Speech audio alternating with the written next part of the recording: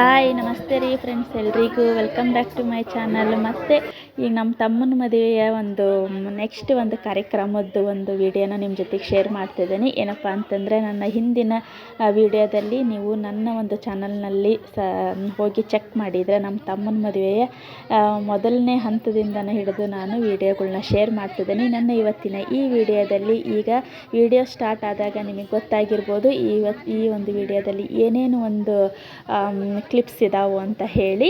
ಇವತ್ತಿನ ವಿಡಿಯೋದಲ್ಲಿ ಚಪ್ರಶಾಸ್ತ್ರ, ಅರಶಿನ ಕುಟ್ಟೋ ಶಾಸ್ತ್ರ, ಹಳದಿ ಶಾಸ್ತ್ರ, ಮತ್ತು ಈ ಒನಕೆ ಪೂಜೆ, ಆಮೇಲೆ ಬೀಸೋಕಲ್ಲು ಪೂಜೆ, ಮನೆಯಲ್ಲಿ ಬಳೆ ಶಾಸ್ತ್ರ, ಈ ಒಂದು ಉಡಿ ತುಂಬ್ಕೊಳ್ಳೋದು, ಗಂಗಮ್ಮನ ಪೂಜೆ, ಇಷ್ಟೆಲ್ಲ ಶಾಸ್ತ್ರನೂ ನಾವು ಒಂದೇ ದಿನನ ನಾವು ಮಾಡಿ ಮುಗಿಸಿದ್ವಿ.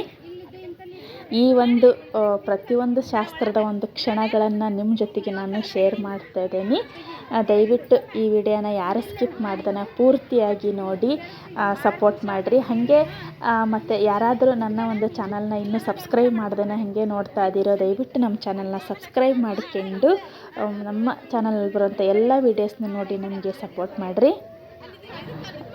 ನೀವಿಲ್ಲಿ ನೋಡ್ತಿದ್ದಂಗನ ನೋಡ್ರಿ, ಮದುವೆ ಮನೆ ಅಂದ ತಕ್ಷಣ ಫಸ್ಟ್ ನೆನಪಾಗೋದೆ ಏನಪ್ಪ ಅಂತಂದರೆ ಚಪ್ಪರದ್ದು. ಈ ಒಂದು ಮದುವೆ ಮನೆಯಲ್ಲಿ ಚಪ್ಪರ ಹಾಕಿಬಿಟ್ಟಪ್ಪ ಅಂತಂದರೆ ಈ ಒಂದು ಮದುವೆ ಮನೆ ಕಳೆ ಆಟೋಮೆಟಿಕಲಿ ಬಂದುಬಿಡ್ತೈತಿ.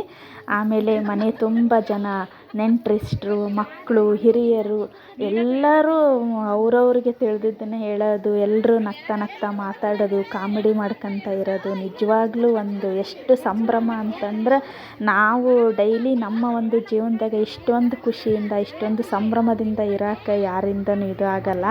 ಆ ಕಾರಣಕ್ಕೋಸ್ಕರನ ಏನೋ ಇಂಥ ಒಂದು ನಮ್ಮ ಒಂದು ಹಿಂದೂ ಸಂಪ್ರದಾಯದಲ್ಲಿ ಇಷ್ಟೊಂದು ಸಂಸ್ಕೃತಿಗಳು, ಇಷ್ಟೊಂದು ಸಂಪ್ರದಾಯಗಳನ್ನು ಮಾಡಿದ್ದಕ್ಕೋಸ್ಕರ ನಿಜವಾಗ್ಲೂ ಇವತ್ತಿಗೂ ಇವು ಜೀವಂತವಾಗಿ ಅದಾವು ಅಂತಂದ್ರೆ ಎಲ್ಲರೂ ಒಂದು ಖುಷಿಯಾಗಿರೋ ಕಾರಣ ಇವೆಲ್ಲ ಈ ಒಂದು ಹಿಂದೂ ನಮ್ಮ ಒಂದು ಸಂಪ್ರದಾಯಗಳು ಅಂತಲೇ ಹೇಳಿದ್ರೂ ತಪ್ಪಾಗಲ್ಲ. ನಾವು ಬೆಳಗ್ಗೆನ ಒಂದು ಸ್ವಲ್ಪ ಮುಹೂರ್ತ ಚೆನ್ನಾಗಿರೋದಕ್ಕೆ ಬೆಳಗ್ಗೆನ ಹಂದ್ರಗಂಬದ್ದು ಪೂಜೆನ ನಾವೆಲ್ಲ ಮುಗಿಸಿ, ಆಮೇಲೆ ಹಂದ್ರ ಎಲ್ಲ ಹಾಕೋದಾದಮೇಲೆ ಹಂದ್ರಕ್ಕೆ ಇನ್ನೂ ಎಲ್ಲ ಡೆಕೋರೇಷನ್ ಮಾಡ್ತಾಯಿದ್ರು. ನಮಗೆ ಮತ್ತು ಮುಂದೆ ಒಂದೇ ದಿನಕ್ಕೆ ನಾವು ಇಷ್ಟೊಂದೆಲ್ಲ ಕಾರ್ಯಕ್ರಮ ಇರೋದಕ್ಕೋಸ್ಕರ ನಾವು ಬೇಗ ನಾವೆಲ್ಲದನ್ನು ಮುಗಿಸ್ಬೇಕಾಯ್ತು. ಈಗ ಇಲ್ಲಿ ನೀವು ನೋಡ್ತಿದ್ದಂಗೆ ನಾವು ಅರಿಶಿನ ಕುಟ್ಟೋ ಶಾಸ್ತ್ರನ ನಾವು ಮಾಡ್ತಾಯಿದ್ದೀವಿ.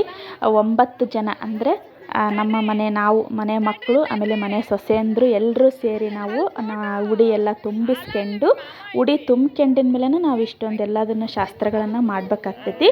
ಹಂಗಾಗಿ ನೆಕ್ಸ್ಟ್ ಉಡಿ ತುಂಬ್ಕೊಳ್ಳೋದಾದಮೇಲೆ ಹಂದ್ರ ಪೂಜೆ ಆದಮೇಲೆ ಅರಿಶಿನ ಕುಟ್ಟೋ ಶಾಸ್ತ್ರನ ಮಾಡ್ತಾಯಿದ್ದೀವಿ.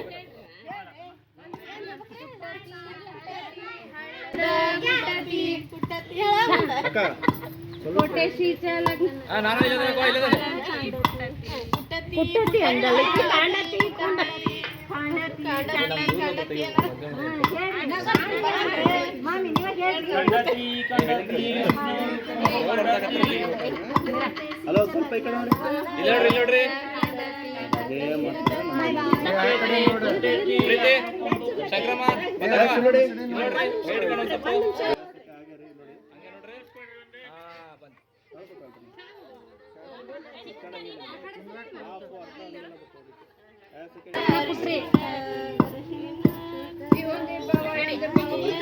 ಒಬ್ರು ಕೈಯಾಗ ಕೊಡ್ರೆ ಅಷ್ಟು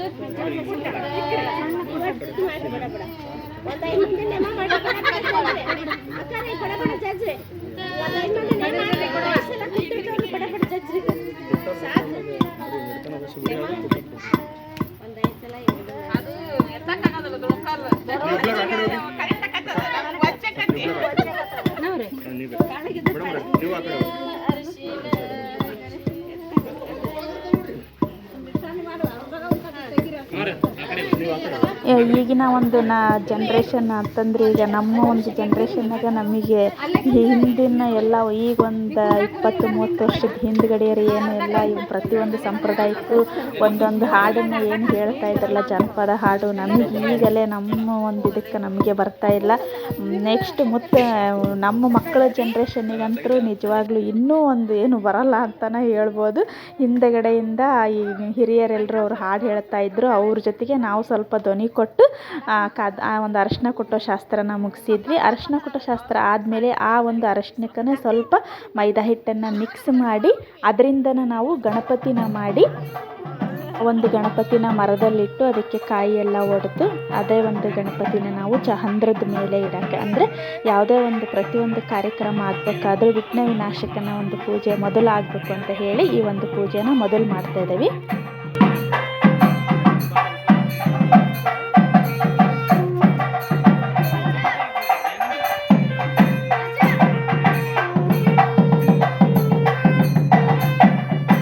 ಹೊರಗಡೆ ಹಂದ್ರದಲ್ಲಿ ಮಾಡೋಂಥ ಎಲ್ಲ ಒಂದು ಪೂಜೆನ ಮುಗಿಸ್ಕೊಂಡು ಬಂದು ಒಳಗಡೆ ಇಲ್ಲಿ ಈ ಒನಕೆ ಪೂಜೆ, ಆಮೇಲೆ ಬೀಸೋಕಲ್ಲು ಪೂಜೆ, ಒಳಕಲ್ಲು ಪೂಜೆ ಇವೆಲ್ಲದನ್ನು ಇಲ್ಲಿ ಶಾಸ್ತ್ರಬದ್ಧವಾಗಿ ಎಲ್ಲರೂ ಒಂದು 5 ಜನ ಮುತ್ತೈದೆಯರು ಸೇರ್ಕೊಂಡು ಈ ಒಂದು ಬೀಸೋದು ಕುಟ್ಟೋದು ಒಂದು ಶಾಸ್ತ್ರನ ಇಲ್ಲಿ ಮಾಡ್ತಾಯಿದ್ದೀವಿ. ಯಾವ ಮನೆಯಾಗಿ ಈಗ ಪ್ರತಿಯೊಂದು ಮನೆಯಾಗೂ ಈಗ ನಮ್ಮ ಡೈಲಿ ಒಂದು ಲೈಫ್ನಲ್ಲಿ ಇಷ್ಟೊಂದು ಇದನ್ನೆಲ್ಲ ನಾವು ಯೂಸ್ ಮಾಡೋಂಗಿಲ್ಲ. ಆದರೆ ಇಂಥ ಒಂದು ಕಾರ್ಯಕ್ರಮಕ್ಕೆ, ಈ ಒಂದು ಮದುವೆ ಕಾರ್ಯಕ್ರಮಕ್ಕೆ, ಆಮೇಲೆ ಈ ಹೊಸ ಮನೆ ಗೃಹ ಪ್ರವೇಶಕ್ಕೆ ಈ ಒಂದು ಒನಕೆ, ಒಳಕಲ್ಲು, ಆಮೇಲೆ ಬೀಸೋಕಲ್ಲಿನ ಪೂಜೆ ಎಷ್ಟು ಮುಖ್ಯ ಅನ್ನೋದು ಈಗೆಲ್ಲ ನಮ್ಮ ಮನೆಗಳೆಲ್ಲ ಇವೆಲ್ಲ ಇಲ್ಲ. ಹಿಂದೆ ಎಲ್ಲರ ಮನೆಯಲ್ಲೂ ಇದ್ದವು. ಈಗ ನಾವು ನಮ್ಮ ದೊಡ್ಡಮ್ಮರ ಮನೆಯಲ್ಲಿ ಇಸ್ಕೊಂಡು ಬಂದು ಇದೆಲ್ಲದರ ಪೂಜೆನ ನಾವು ಮಾಡ್ತಾ ಇರೋದು.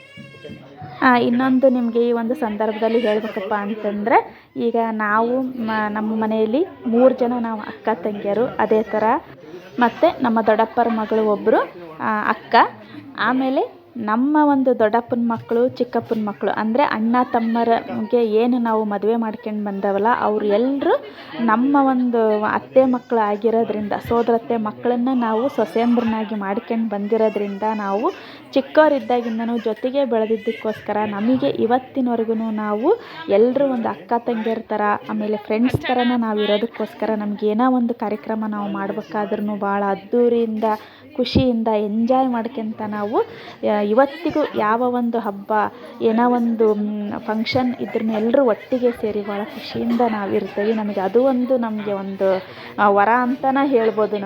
ನಮಗೆ ಮನೆಯಲ್ಲಿ ನಮಗೆ ಅವ್ರ ಅತ್ತಿಗೆಯರು, ನಾವು ನಾದಿನಿಯರು ಅನ್ನೋ ಒಂದು ಭೇದ ಭಾವನೆ ಇಲ್ಲ. ಇವತ್ತಿಗೂ ನಾವೆಲ್ಲರೂ ಒಟ್ಟಿಗೆ ಅಕ್ಕ ತಂಗಿಯರ ಥರನ ನಾವು ಇವತ್ತಿಗೂ ಆ ಒಂದು ಫೀಲಲ್ಲೇ ಇದ್ದೀವಿ. ನಿಜವಾಗ್ಲೂ ಅದೊಂದು ಭಾಳ ಖುಷಿ ಕೊಡ್ತು ನಮಗೆ.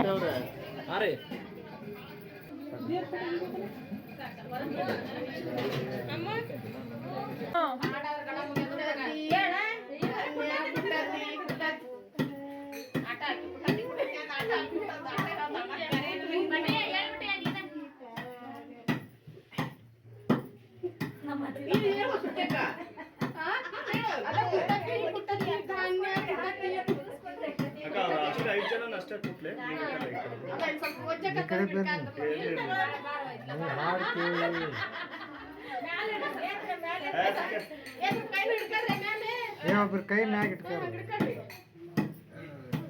ಬರ್ರಿ, ಈ ಕಡೆ ಬರ್ರಿ.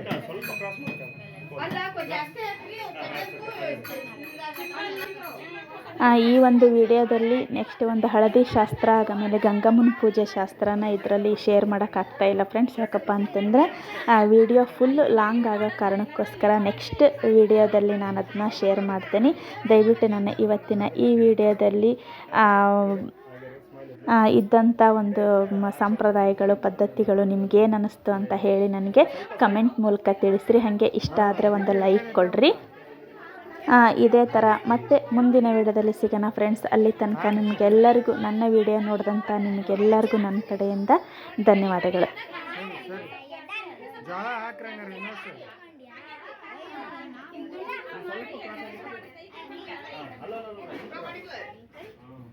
ಈ ಕಡೆ ಬರ